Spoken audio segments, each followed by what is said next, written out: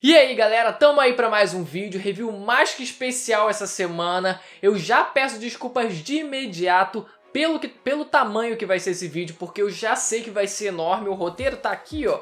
Não sei se vocês vão conseguir ver, ó o reflexozinho ali ó. Isso aqui tudo é o que eu tenho pra falar. Tem muita coisa pra falar e eu não vou perder tempo, não tem cosplay essa semana. E aliás, vou deixar os agradecimentos das montagens da semana passada no review da semana que vem, porque senão não vai dar tempo, vamos direto pro review. Galera, vai valer cada minuto de vocês esse review, por mais longo que vá ser.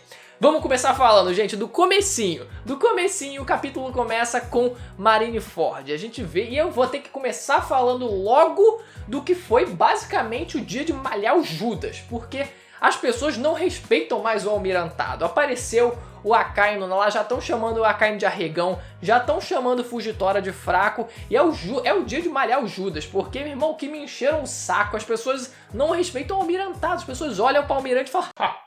Almirante, que bosta. Quase isso, então eu vou ter aqui que defender os meus homens. Vamos lá. Primeiro, sobre o Akainu. O que eu tenho aqui? Nem tanta coisa. Basicamente, o Akainu já começa dizendo que ele era a favor do sistema Shichibukai. Para ele, o sistema permaneceria ativo. O que faz um certo sentido, primeiro pro personagem, né? Porque o pessoal ficou naquela, pô, mas o Akainu é daqueles que quer que pirata bom é pirata morto, né? Quer que os piratas sejam mortos, só que é aquilo. Ao mesmo tempo que ele quer isso, não tem como ele fazer isso se ele não tiver o poder para isso. Então, para ele, os fins justificam os meios, então tudo bem usar piratas contra outros piratas mais problemáticos. Até porque, se você considerar aí pelo menos o Mihawk, a Hancock e o Kuma são Shichibukais, são piratas até relativamente tranquilos, o que eu falei no vídeo da semana passada. Eles são piratas relativamente pouco problemáticos, então faz sentido manter eles como aliados da marinha. Só que aí não aconteceu dessa forma, né? Os reis fizeram pressão, não tivemos assim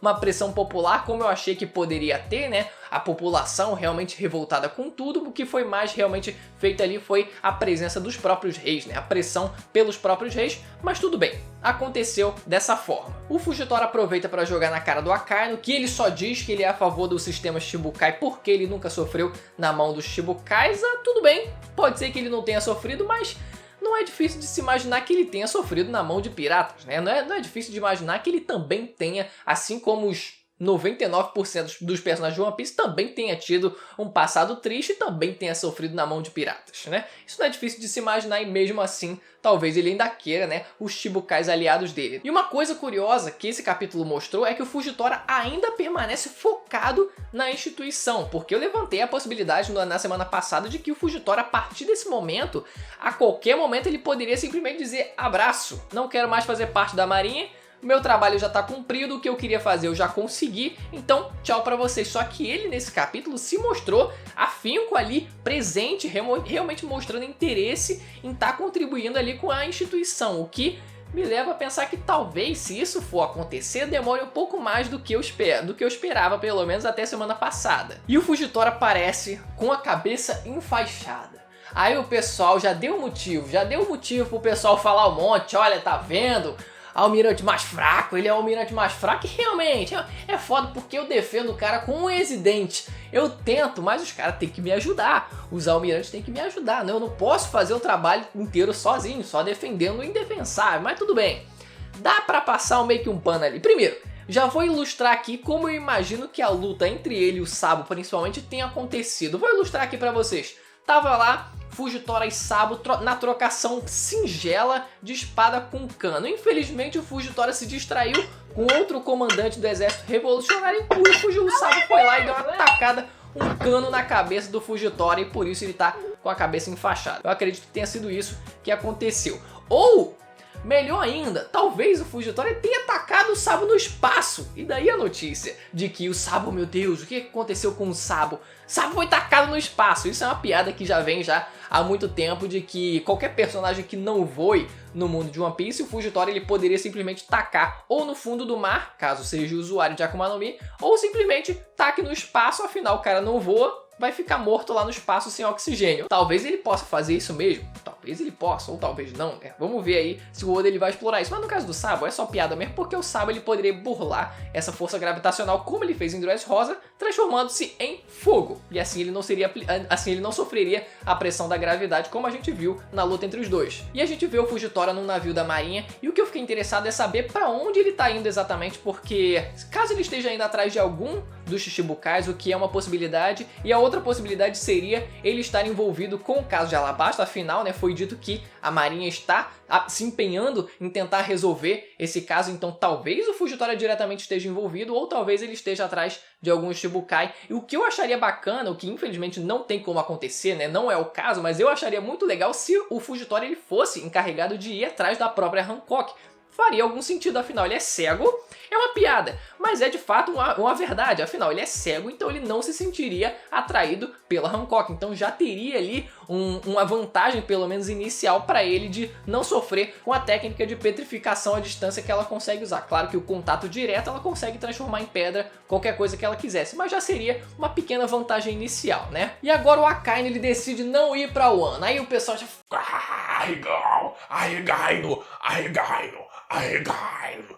Vamos lá, gente. Desde a semana passada, desde o capítulo passado, a gente já sabia, a gente já tinha a noção e a afirmação de que não ia ter envolvimento da Marinha em Wano. A não ser que o Akainu ele mudasse de ideia, como tava lá nos spoilers falsos, né? Na parte dos spoilers falsos, dizendo que o Akainu ia ele mesmo pra Wano, pedindo pra separar um navio pra ele. Porra nenhuma, né? Não foi hoje, não é hoje que isso aconteceu, não foi hoje que isso aconteceu. Mas o que o Kobe tinha falado semana passada, no capítulo anterior, é basicamente o que foi ressaltado de novo pelo próprio Akainu nesse capítulo. Foi dito pelo Kobe que a Marinha não tinha forças nesse momento, né, pra conseguir lidar com a situação de Wano, né? Não tinha gente, não tinha navio, não tinha basicamente recursos humanos suficientes para conseguir lidar com o Wano agora. Eles estavam focados nos Shichibukais. Então, basicamente, foi isso que foi reforçado nesse capítulo. O que dá para ser zoado é o que tinha sido falado antes, quando Kizaru se propôs a ir para o Wano, né? Quando não estava tendo essa movimentação em direção ao Shichibukai. Então, dá para zoar aí pelo primeiro capítulo, pelo menos. Então, tudo bem, podem zoar.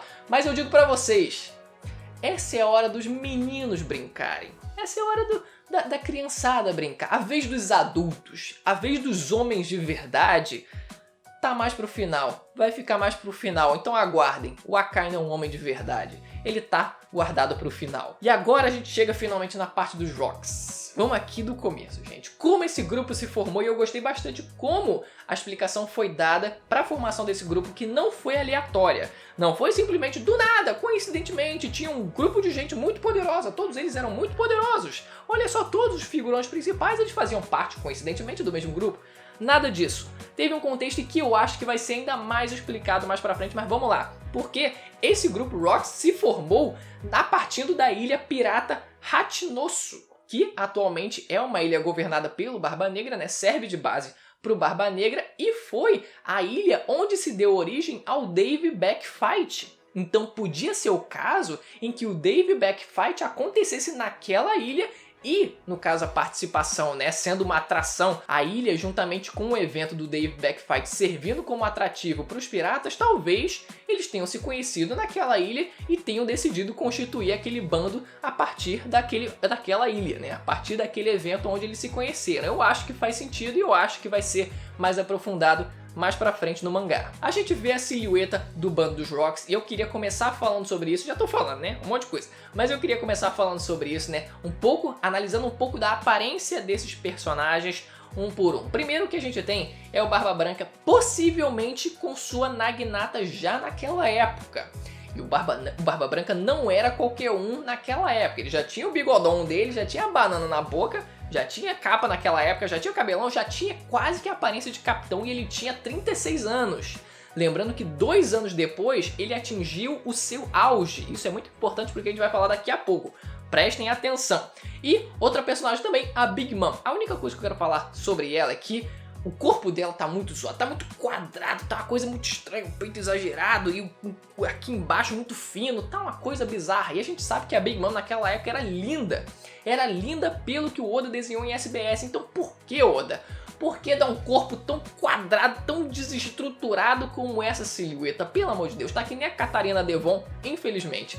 Outro personagem, o Kaido, gente. O Kaido, ele tá aparentemente com um tamanho normal. Tudo bem que os personagens ali, né, já tem uma altura acima da média, mas pra média dos personagens que estavam ali, ele parecia ter o tamanho normal, muito diferente do que a gente vê hoje em dia. Então, pelos materiais oficiais que a gente conhece, que a gente tem até então, dizendo que o Kaido ele sofreu experimentos do governo, por parte do governo, então pode ser que isso tenha sido, obviamente, antes desses experimentos antes dele ter ficado gigante de verdade. E outra coisa é que ele estava com uma clava muito menor do que a gente viu hoje em dia. Então pode ser o caso, como eu lanço sempre a ideia aqui da possibilidade do Kaido ele ter uma clava de Kairosei, que isso ter justificado a porrada no Luffy ter dado um hit kill nele, basicamente, né? Pode ser que aquela clava que ele tivesse na época não fosse a mesma, né, que ele tem hoje em dia, afinal é muito menor. Então pode ser que seja outra, pode ser que ele tenha tido uma nova de Kairosei em um ano, não sei. E outros piratas que eventualmente fizeram parte do bando, ou seja, não necessariamente todos esses piratas seguintes estavam presentes nesse incidente, mas em algum período de tempo eles fizeram parte também desse bando. O primeiro deles é o Shiki, que foi de fato mencionado nesse capítulo. Muito bom que ele tenha sido mencionado novamente dentro do mangá. Infelizmente não apareceu, ou será que apareceu? Porque a gente vê na silhueta dos Rocks um cara que tem um cabelo muito parecido com o do Shiki. Então pode ser que ele estivesse lá também, mas eu não sei se aquela silhueta do bando no geral serve como prova necessária pra gente afirmar que o Shiki estava presente no incidente, porque da forma como estava sendo narrado, tipo, olha só, esses personagens aqui fizeram parte do bando, esses outros personagens também eventualmente fizeram parte do bando, então talvez fosse uma ilustração das silhuetas, simplesmente para ilustrar pra gente, olha só, todos esses personagens aqui, uma hora ou outra, fizeram parte do bando, então não necessariamente o Shiki ele estivesse lá no incidente fazendo parte da batalha também, né? Podia ser que ele fizesse parte do bando antes daquele momento. Outros personagens também, o Capitão John, cara, grande Capitão John, que é justamente o cara que o Bug ele tá correndo atrás do tesouro desde sempre, cara, desde o começo o cara menciona, o Bug menciona esse Capitão John e agora a gente finalmente tem um pequeno aprofundamento do personagem, mas ainda falta muito, eu quero saber o que diabos é esse personagem, quem é esse personagem, né? E outro personagem também, o Machado Prateado, que o pessoal ficou zoando que era o Morgan, e aí o pessoal ficou zoando mais ainda, né, pelo fato do Morgan ele ter dado uma rasgada no peito do Garp, dizendo na verdade que o Morgan ele seria parte do bando dos Rocks na época, que não faz o menor sentido, claro, né, só piada, mas que ele fizesse parte do bando dos Rocks na época e, claro, ele sendo derrotado estaria buscando vingança e por isso ele deu o golpe no Garp, porque ele estava buscando vingança pelo bando dele. Enfim, viagem. E outro que eu não sei se a gente vai ter um aprofundamento mais pra frente, mas que foi mencionado mesmo assim, que é o Ochoko. Esse a gente não sabe de fato quem é inspirado em algum cara chinês da vida real, é algum lorde, algum cara importante da vida real e da China. Então não sei, esse cara que a gente menos tem informação. A gente fica sabendo o nome completo do Rocks, que é Rocks de Shebeck. Gente do céu, vamos lá. Primeiro, ele é um D de fato, isso aí já coloca ele lá em cima, né? Um dos caras mais importantes, novamente. Mas o pessoal ficou zoando durante essa semana, né? A piada da semana foi que talvez ele fosse pai do Rockstar.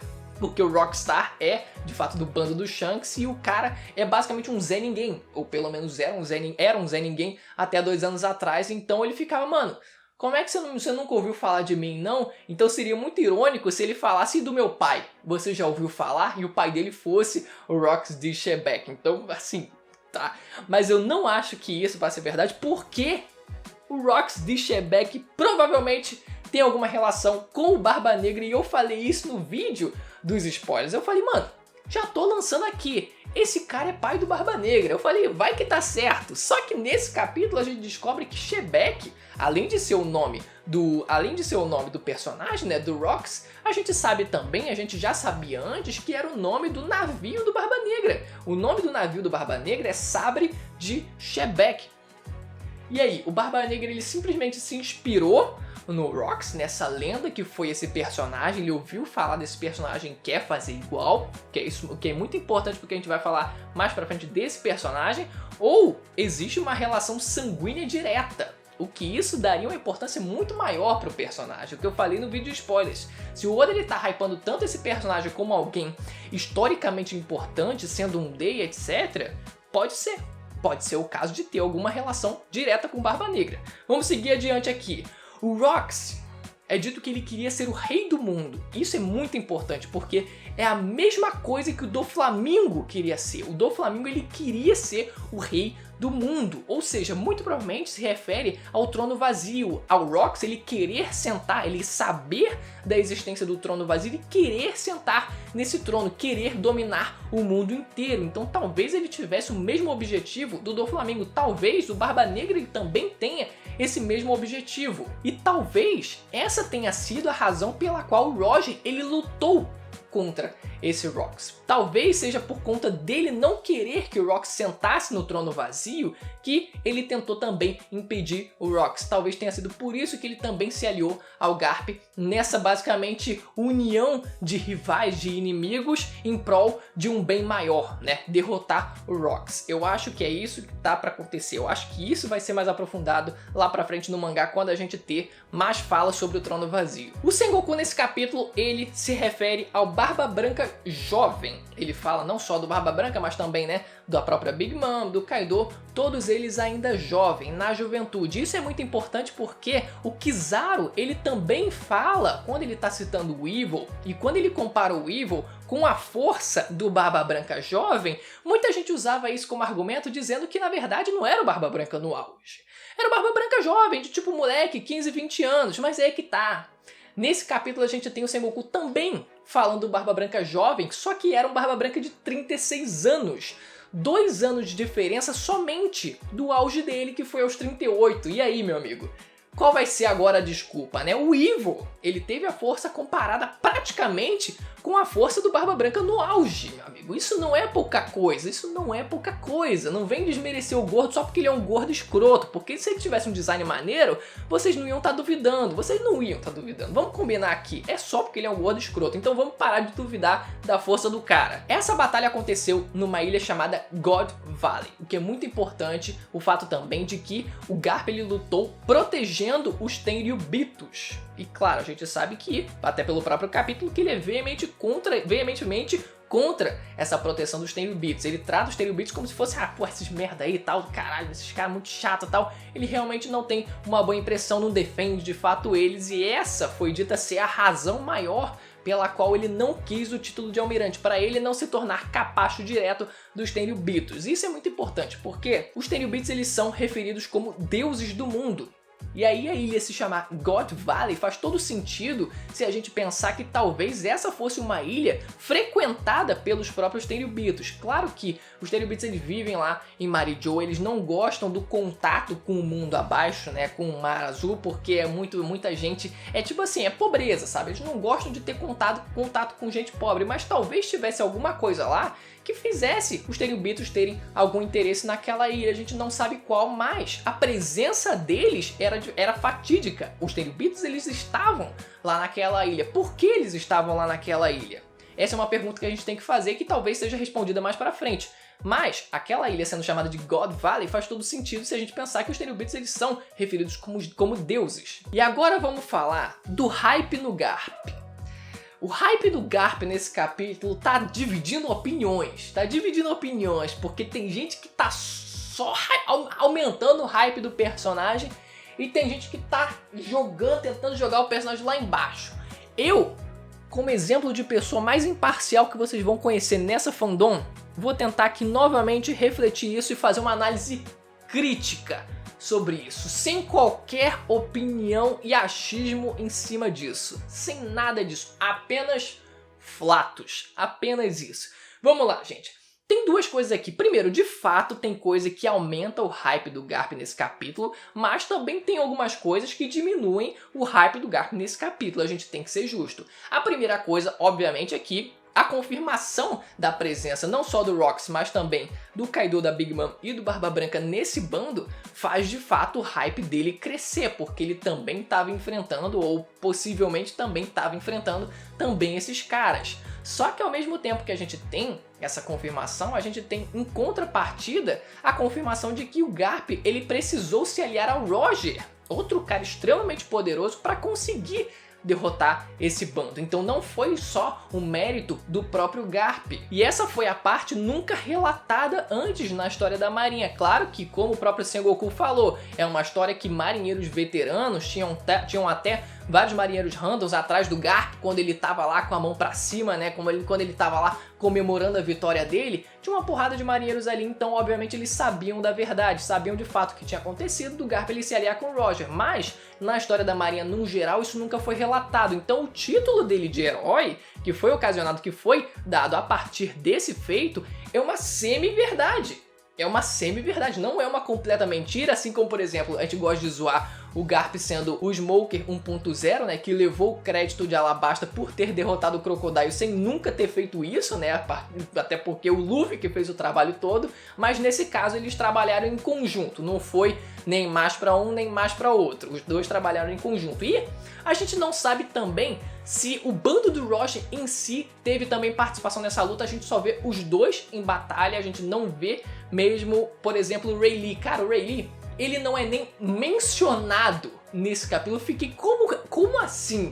Cara, onde você tá citando todas as lendas absurdas da geração passada, você nem faz questão de citar o Rayleigh, cara. Realmente o maluco só ficou segurando vela, segurando aquela vela, por exemplo, né? Que o Garp e o Roger conversam lá e a vela acende e apaga sozinha. Aquela vela que ele tava segurando enquanto o resto namorava lá. Digo, caia na porrada. E ainda existe a possibilidade de ter havido alguma traição dentro do próprio bando. Como foi dito, os caras eles matavam até mesmo aliados. Além de inimigos, eles também iam contra até mesmo aliados. Então podia ser o caso de haver até mesmo um tipo de motim, algum tipo de traição contra o próprio capitão que ajudou esse bando a ser derrotado. Aí é uma hipótese, Talvez o Rayleigh tivesse envolvido para ajudar, talvez tivesse alguma traição no bando, não sabemos. Realmente ficou um negócio ali meio que também não ficou exatamente exposto pra gente, né? Eu sinto que ainda ficaram algumas dúvidas no ar, mas vamos considerar aqui que até então pelo menos foi só o Garp e o Roger, principalmente contra todo esse resto aí, que vamos considerar. Os principais ali eram mesmo o Rox e o Barba Branca. O Barba Branca estava muito próximo do auge,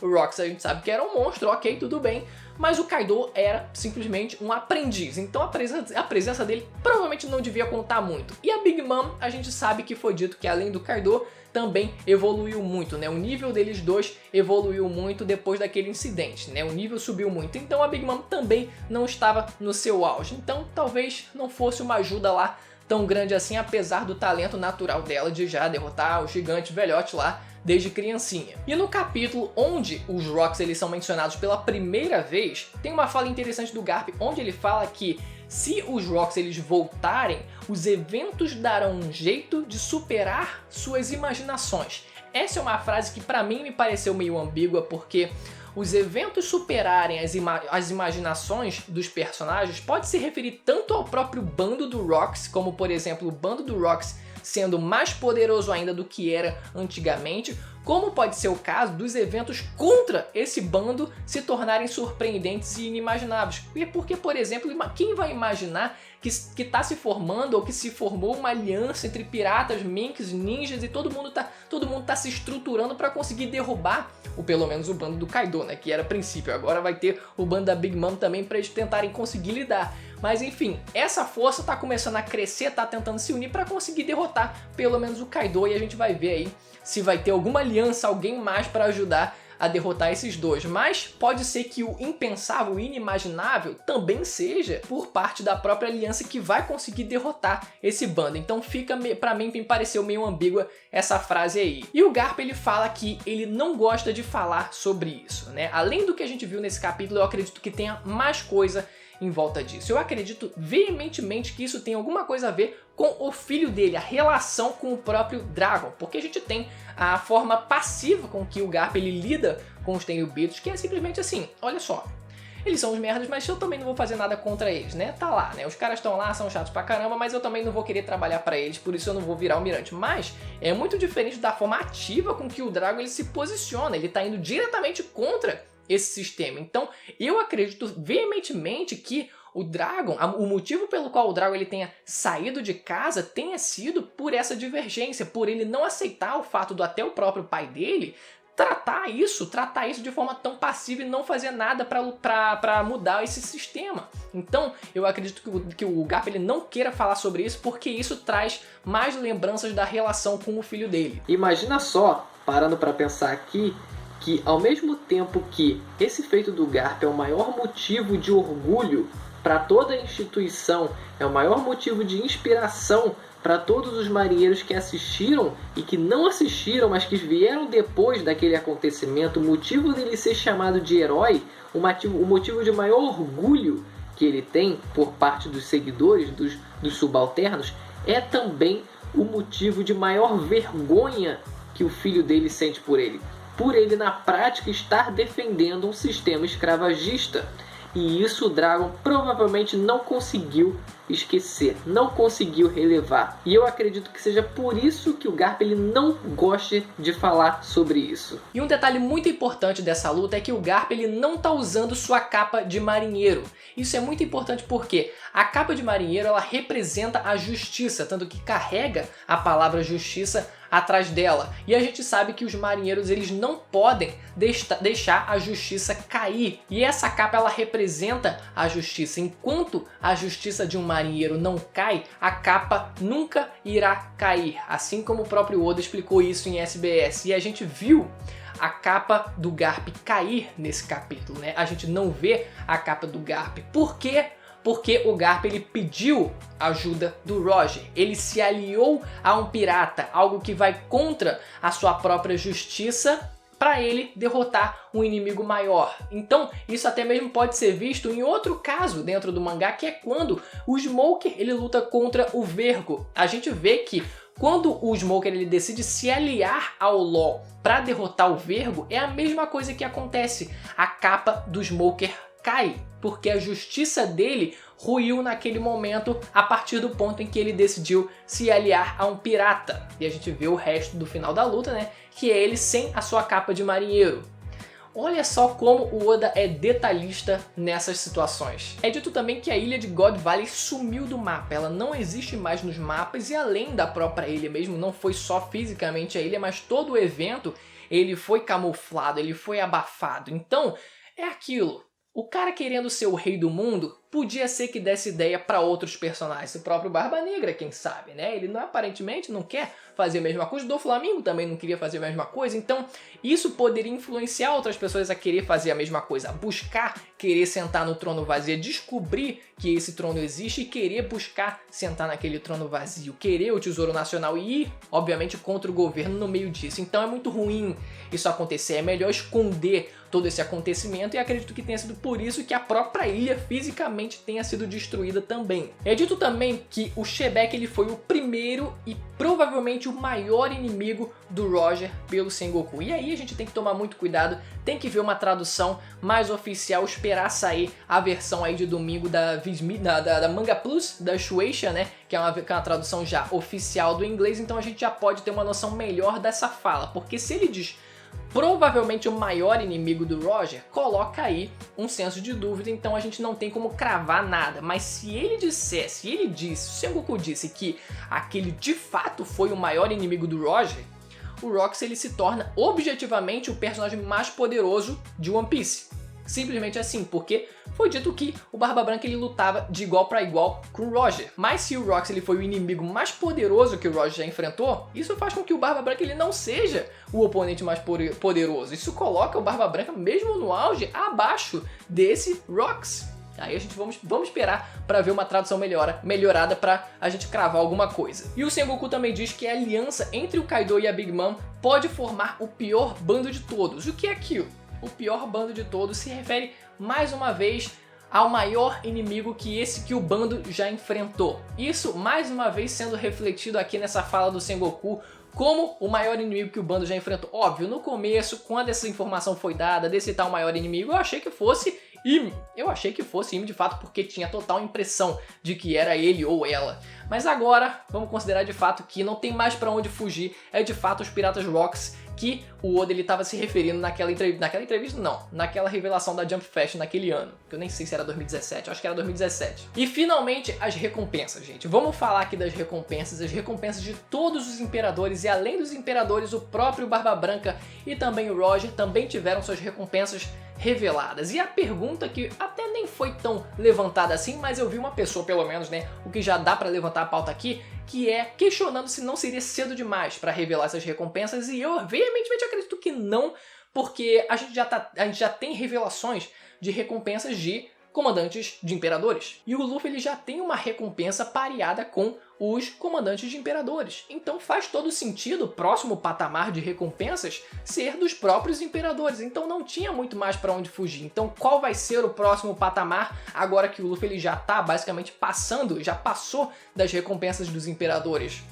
Os próprios imperadores. Então a gente precisa saber agora qual patamar que o Luffy ele precisa atingir. Então pra mim faz todo sentido ser revelado agora. E uma coisa curiosa, isso vocês com certeza não viram em nenhum outro lugar, porque só o meu brother Raoni Silva que sabe disso. Ele passou aqui pro canal, que é o seguinte: as recompensas dos imperadores e do Barba Branca e também do Roger são, além de baseadas nos dados dos personagens, enfim, os feitos, nível de perigo, etc, poder, tudo mais, também são baseadas nos próprios nomes deles. Os 2 primeiros números de cada recompensa são baseados nas forças dos personagens, mas o resto, esses quebrados, os números quebrados, que a gente fica, pô, pra que colocar esses números tão quebrados? São com um propósito, são na verdade diretamente relacionados aos nomes dos personagens. E vamos aqui ver um por um para vocês acompanharem aqui comigo, que faz todo sentido. Barba Negra, que a gente já sabia qual era o valor, né? 2.247.600.000 de berries. Depois o Shanks, logo em seguida, com 4.048.900.000 berries. Absurdo, nossa, subiu muito aí em comparação ao Barba Negra. Terceiro, Big Mom com 4.388.000.000, e aí fecha aí. Logo acima, Kaido, 4.611.100.000 berries. E mais ainda acima disso, Barba Branca, 5.046.000.000. Nossa senhora, 5 bilhões, ai meu Deus do céu. E a maior de todas até então, a do próprio Roger, 5.564.800.000. Como vocês puderam ver, cada nome que apareceu aqui, cada sílabazinha do nome dá para ser refletida nos números quebrados dessas recompensas. É genial do Oda. E outra coisa também, outro detalhe é que a própria recompensa do Roger, os 3 primeiros números, o 556, ele é o próprio número do Luffy. Quando ele se inscreveu no Coliseu Corrida, ele estava com o número estampado nas costas dele. Era aquele mesmo número. E além dos próprios números das recompensas, a gente tem também um pouco da descrição de cada um desses imperadores. E basicamente o Barba Negra, a Big Mom e o Kaido, eles tiveram suas descrições mais focadas neles próprios, né? Dito que o Kaido ele também tem subordinados poderosos, etc, mas as descrições são mais focadas neles próprios, diferente do Shanks, que teve sua descrição mais destinada ao próprio bando do que a ele próprio. E aí o pessoal já ficou maluco. Meu irmão, porque o que foi falado? Ai meu Deus do céu, já ficaram hypando um monte. Tinham que hypar o bando, não o personagem, né? Não o Shanks. Mas beleza, é dito que, gente, o bando do Shanks tem uma média alta de recompensas e o melhor balanceamento. Isso é muito importante. Vamos admitir aqui. Tudo bem, vamos admitir aqui. Só não sei se eles consideraram a recompensa do Rockstar. O grandioso Rockstar com 94 milhões.